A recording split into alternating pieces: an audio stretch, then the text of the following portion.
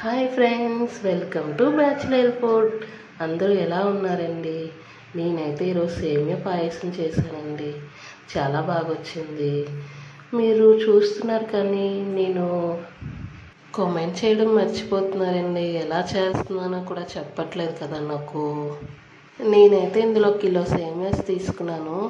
100 grams జీడిపప్పు అయితే తీసుకున్నాను. 50 గ్రామ్స్ అయితే కిస్మిస్ తీసుకున్నాను. అలాగే కిలో పంచదార అయితే తీసుకున్నాను. యాలకులు కూడా వేయాలి ఇందులోని.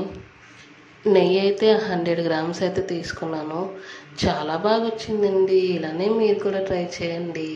నాలాగే చేసి మీరు కామెంట్ చేస్తారని అనుకుంటున్నానండి. నేనైతే సేమియా పాయసంలోకి ఒక 6 పాల ప్యాకెట్లు అయితే తీసుకున్నాను. చూస్తున్నారు కదా ఎలా చేస్తున్నానో. మీరు కూడా ఇలాగే ట్రై చేయండి. మీలో ఎంతమందికి ఇష్టం సేమియా పాయసం?